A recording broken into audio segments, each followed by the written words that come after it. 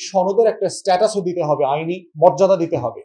কারণ আমরা এখন আগের সংবিধান মোতাবেক সবাই কিন্তু রাষ্ট্রদ্রোহিতার মামলার আসামি। আগের হাসিনার আমলের সংবিধানের ৭ ক মোতাবেক এই ঐকমত্য কমিশনে যারা যারা বসছেন সবাই রাষ্ট্রদ্রোহিতার আসামি এবং আমরা সবাই মৃত্যুদণ্ড প্রাপ্ত আসামি। অতএব সেই বাস্তবতায় এই সংবিধান যদি সাসপেন্ড না করা হয়, এই জুলাই সনদের ভিত্তিতে যদি নির্বাচন না হয়, তাহলে নির্বাচনটার বৈধতা নিয়েও কিন্তু প্রশ্ন উঠবে। কারণ ২৪ জানুয়ারিতে একটা নির্বাচন হয়েছে, ২৯ জানুয়ারির আগে কোনো নির্বাচন সংবিধান মোতাবেক হতে পারে না। কারণ সংবিধানে তো একটা নির্বাচন ৫ বছর পর পর হতে হবে বলে দেওয়া আছে, নির্বাচন কমিশনের ম্যান্ডেট বলে দেওয়া আছে।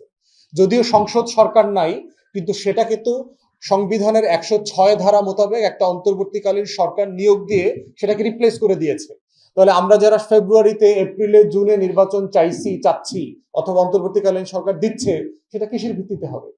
অতএব এই নির্বাচনটা জুলাই সনদের অধীনে হতে হবে এবং এই জুলাই সনদের একটা আইনি ভিত্তি থাকতে হবে যে এটাকে ভিত্তি করেই সংবিধান যতটুকু থাকবে অতটুকু থাকবে, এটার সাথে যেটা যাবে না সংবিধানের সেই ধারাগুলো বাতিল হয়ে যাবে অথবা সাসপেন্ডেড হয়ে যাবে। নেক্সট পার্লামেন্ট সেটা ডিসাইড করবে কি হবে না হবে।